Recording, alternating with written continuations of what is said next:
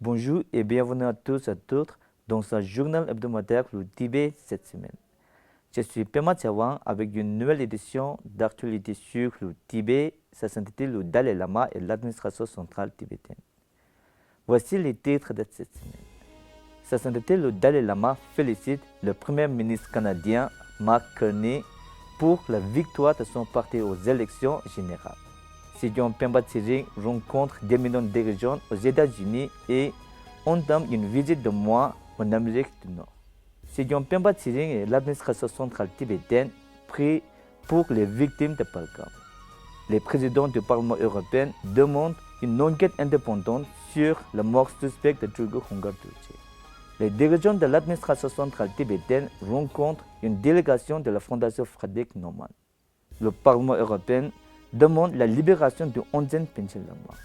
Le représentant Thilé Chugui rencontre des responsables de la République tchèque.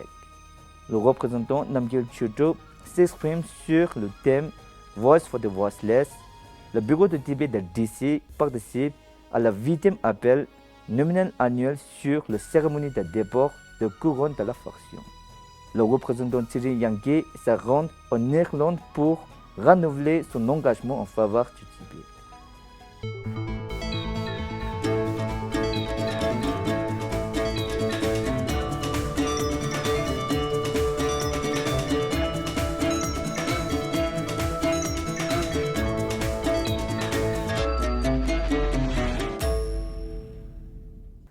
Sa sainteté le Dalai Lama a écrit à Mark Carney, Premier ministre du Canada, pour le féliciter de la victoire de son parti aux élections générales sur sa direction. Sa sainteté a exprimé son admiration pour le pays, pour sa société multiculturelle, sa démocratie dynamique et a remercié le gouvernement et le peuple du Canada pour leur soutien et leur assistance continue au peuple tibétain. Cette semaine, Sidyon Pemba Tsering a tenu une série de réunions de haut niveau au Capitole américain. Sidyon a rencontré le représentant Michael McCall, ancien président de la Commission des Affaires étrangères de la Chambre des représentants, puis le président actuel, le représentant Brian Mast. Une réunion avec Nancy Pelosi, présidente émérite de la Chambre des représentants, qui soutient le Tibet depuis longtemps, a également eu lieu.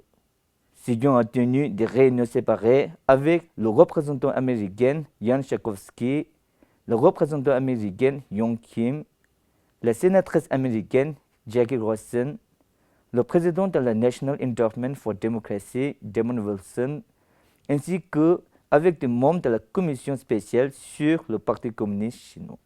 Sidyon a rencontré Bei Feng, présidente et directrice générale de Radio Free Asia, Rohit Mahajan, directeur de la communication, et des membres de l'équipe de Radio Free Asia au siège de l'organisation.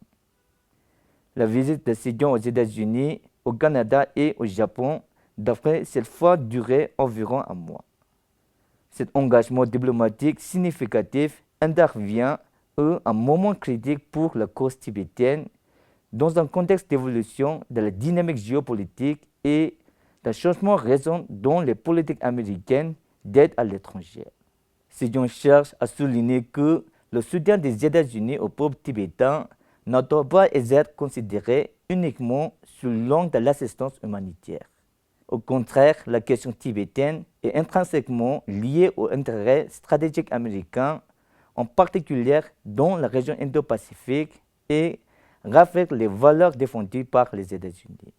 Sur sa plateforme officielle X, Sidyon Pemba Tsering a pleuré la vie perdue dans l'attaque terroriste de Pahalgam au Jammu et Cachemire, qui a coûté la vie aux 26 personnes et on a blessé 17 autres. Le 25 avril, l'administration centrale tibétaine a organisé une prière exprimant sa solidarité avec les familles des victimes. Des services de prière ont également été organisés dans les colonies tibétaines en Inde. Le président de la sous-commission des droits de l'homme du Parlement européen, député Murni Satouri, et le président de la délégation pour les relations avec la République populaire de Chine, député Onjin Urglu, ont adressé conjointement une lettre à l'ambassadeur de Chine auprès de l'Union européenne concernant la mort suspecte d'un éminent dirigeant bouddhiste tibétain, Tulku Khongar Tulche. Parallèlement, le président de la sous-commission des droits de l'homme a envoyé une lettre d'instant à l'ambassadeur vietnamien auprès de l'Union européenne, reflétant des préoccupations similaires. Le président appelant les autorités chinoises et vietnamiennes à garantir une enquête transparente, indépendante et impartiale afin de déterminer les circonstances de la disparition de Tulku Hungar Dorje et la cause de son décès. Le 28 avril, une délégation de la Fondation Frédéric Naumann pour l'Asie du Sud a rencontré la ministre de la Sécurité qui assurait l'intérim en l'absence de Sikyong Gary Joma au secrétariat de Kwachak et a engagé une discussion constructive sur la gouvernance et la cause tibétaine. L'équipe de la Fondation Frédéric Naumann a également visité le Parlement tibétain en exil et a rencontré le vice-président Joma Tsering Tekang et les membres du comité permanent. La délégation était composée du Dr Carsten Klein, responsable régional de la Fondation Frédéric Naumann pour l'Asie du Sud, Ved Donkler, cofondateur et membre du Parlement, la news d'Elena Fink Trochel, membre du Parlement de l'État de Baden-Württemberg, ainsi que d'autres membres de la Fondation Frédéric Naumann. Le 25 avril, à l'occasion de le 36e anniversaire de Gendun Chökyi Nyima, le 11e Panchen Lama du Tibet, plusieurs membres du Parlement européen se sont joints à Rinzin Genkan, représentant du bureau de Tibet à Bruxelles, et à Tenzin Ponzo, responsable de la défense des intérêts de l'Union européenne, pour demander au gouvernement chinois de libérer Gendun Chökyi Nyima et de révéler immédiatement l'endroit où il se trouve. Le groupe parlementaire européen pour le Tibet a également déposé une question écrite au haut représentant sur le Panchen Lama. Une délégation tibétaine dirigée par le représentant Thile Chökyi, aux côtés de l'auteur de Tibet Brief 2020, Magalvan Volvan Prak, et du responsable du plaidoyer de l'ONU, Punzo Tobke, du bureau de Tibet à Genève, a tenu une série de réunions de haut niveau à Prague avec des fonctionnaires du ministère tchèque des Affaires étrangères et des institutions politiques clés. La délégation a rencontré Barbara Kaduna-Seviskova, chef de l'unité des organisations internationales, et la Dr Hanna Broska, coordinatrice de l'agenda des droits de l'homme des Nations Unies, et Evina Krolova de l'unité pour la stratégie et l'analyse.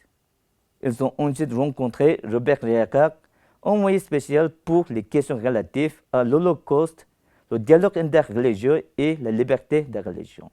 Ils ont également rencontré le sénateur tchèque Pavel Fischer, ancien directeur du STEM et membre actuel de la conférence Forum 2000. Lors d'une réunion séparée, la délégation conduite par le représentant Thile Chökyi a rencontré Zdeněk Bekanek, conseiller en politique étrangère du président de la Chambre des députés de la République tchèque. Le 26 avril, le représentant Dr Namgyel Chudup du bureau de Tibet de DC a parlé du dernier livre de sa sainteté le Dalai Lama, Voice for the Voiceless, à la librairie Jiefang à Washington, D.C. Il a expliqué que sa sainteté le 14e Dalai Lama était devenu une lueur d'espoir et de courage pendant la période la plus sombre de l'histoire tibétaine pour de nombreuses générations de Tibétains. Il a également expliqué les 4 engagements de sa sainteté.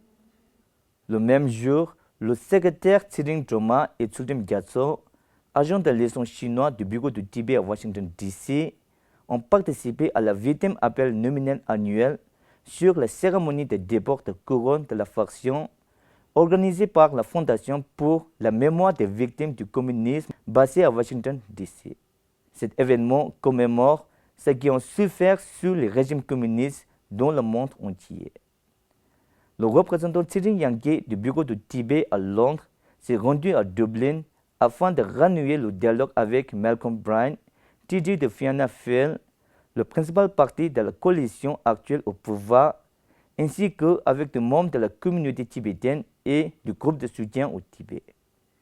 La réunion a permis d'établir un premier contact et d'entamer une nouvelle phase de collaboration sur les questions relatives au Tibet.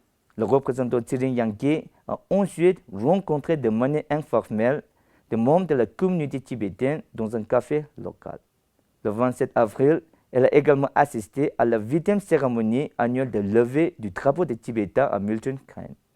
C'est tout pour cette semaine. Merci d'avoir suivi Tibet TV. À la semaine prochaine.